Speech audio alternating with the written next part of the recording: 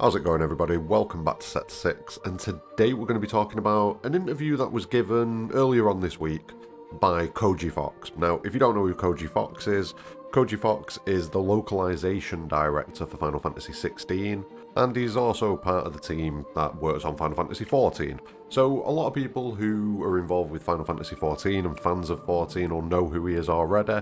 And the people that are into Final Fantasy XVI will have no doubt seen him. If you saw the PAX East event, he was there with Yoshida.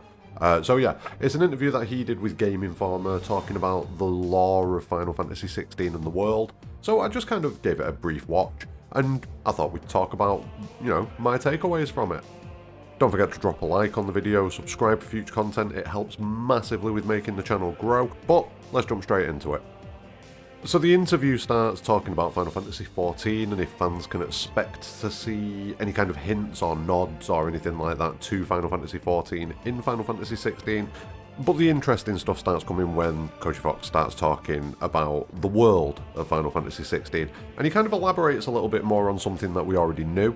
With Final Fantasy XVI, there was a big correlation made between the Mother Crystals and natural resources on Earth, such as oil and other fossil fuels, and how they aren't going to be here forever, and a dependence upon these things is not necessarily a good thing. It can lead to conflict, it can lead to a lot of bad stuff. And he talks about that a little bit more, not just from the perspective of, the resource itself, the ether, being something that all of the nations are kind of competing against each other for. He kind of talks about that, but he talks a little bit more about humanity as well, and how people have become overly reliant on magic and ether, and they do things that people would learn how to do. The example that he uses is talking about steel, how in order to make steel weaponry you need to get a fire to a certain heat. People know how to do that with magic, but if you were to take the magic away, they wouldn't know how to do that, and kind of hinting towards humanity taking a few big steps back if the Mother Crystals die and ether was to disappear, because then that magic wouldn't be there as a convenience for people. And it's very similar to the way like oil and coal and things like that work in the world, so it was nice to get a bit more information and a few more details on that. And we already know that this is essentially what triggers a lot of the main conflicts in the game. We know that the Rosaria Iron Kingdom Sanbreque thing that happens on the Night of Flames is because Rosaria are getting ready to go and attack the Iron Kingdom to take control of the crystal. So we know that that is something that's going on right from the very beginning of the story. Like, as soon as we get going, bam, war over resources. So it's going to be a major theme going through the game. We get a little bit more information then on the Fallen, how they used to live in flying cities because they'd made technological advancements, and you would assume that there was some magic involved in that as well, you would guess. But they'd advanced to the point where, they had flying cities, technological marvels everywhere, and it's kind of that they reached too far. Koji says the words, they tried to become too close to God, and something happened, and then the Fallen fall. So the Fallen are going to be absolutely massive in figuring out what the narrative of Final Fantasy XVI is. I think they're going to be heavily involved in the icons. We do get a bit of a moment later on where I'll circle back to the Fallen, but for now, we'll leave it. And while this interview is taking place, we get some footage and scenes from Final Fantasy XVI. We see the scene again with Clive coming across the hooded figure, who we see 13 years previous on the Night of Flames. Clive's with Sidolphus. And we know that this is just before an encounter with Garuda, and I've speculated in a previous video that it's almost like this hooded figure is baiting Clive to go in that direction so that he ends up directly in conflict with Garuda. It's like this hooded figure is leading Clive to something, and we'll come back to this. We then get some conversation about how the lore is woven into the world rather than huge expositional lore dumps where a character will just sit there and speak at you, or even worse, the Final Fantasy XIII approach where it's all in text boxes that you have to go and specifically look at yourself. None of that. The lore for the world is going to kind of be woven into every aspect of Final Fantasy XVI. So some of the side quests that you'll do will flesh out, the world, the specific region that you're in and things like that. You'll also have like books that you can read that will give you additional context, signs and posters that we see all around the world that will kind of hint to certain things. notes that Clive picks up, and apparently Clive does have a reading desk. Oh yeah, Clive's got a little desk so he can do all his research at. That's beautiful. I'm all about it. And we find out more about a character called Harpocrates, who is the lore master of Final Fantasy XVI.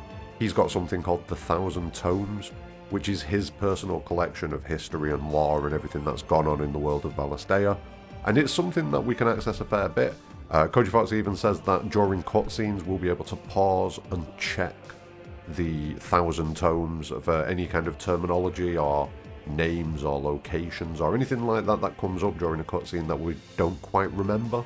You can pause it, you can quickly go and look at it, figure out what it is, go back to your cutscene. And that's a pretty cool thing. It does indicate to me that the story is going to be quite complex if it's putting things like that in. I could be wrong on that, but it does seem like we could be getting quite a complex story out of Final Fantasy XVI, which, you know, I'm into it. But yeah, it seems like the lore and the history and all of the information that they want to give to us, they're going to try and organically feed it us via the world, via the characters that we interact with, via even weapons and items that you pick up in the description boxes for those. They're going to try and get bits of information in there. There's going to be a lot of stuff. There's going to be a hell of a lot of information being kind of thrown at us from a lot of different angles. So I'm quite looking forward to that. We also, one thing that I was quite into that he said, is when you complete a quest with Clive, a few days later you'll receive a letter, potentially, from the quest giver, kind of updating you on what went down afterwards. That is something that we don't necessarily always hear about or see in games. You kind of do a quest and leave, that's it, the quest done, I've got my reward, see you later. Whereas in Final Fantasy XVI, we'll get updates, you know, we'll get the fallout, we'll get the aftermath of whatever went down. I think that's a pretty cool touch. I think that's a very cool touch. Now, we come to another one of those little scenes that I was talking about where we get a little bit of gameplay footage and we get a voice talking to Clive. There's English subtitles, but the language is completely alien, like a completely different language to anything that we will have ever heard.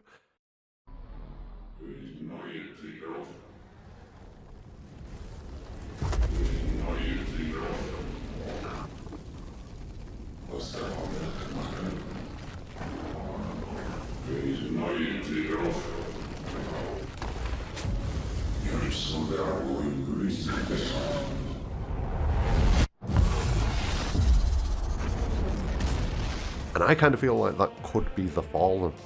I've got a gut feeling that that could be the language of the Fallen. If not, it's going to be some sort of language that's kind of specific to the icons. But yeah, I think that's the language of the Fallen that we're hearing there.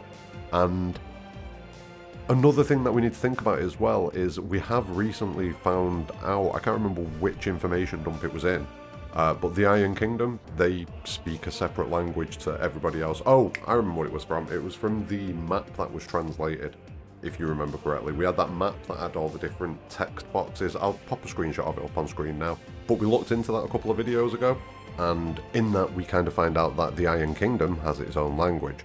So what if the Iron Kingdom's language is a derivative language of the Fallen's language, and the Fallen's language is what we're hearing in this kind of clip here?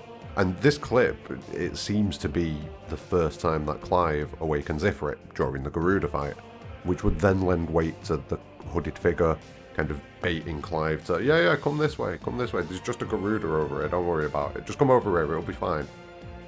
What if the hooded figure is trying to push Clive into something? What if Clive is being guided down a path that he doesn't necessarily understand completely? And what if Clive ends up being the bad guy because of it? It's an interesting possibility.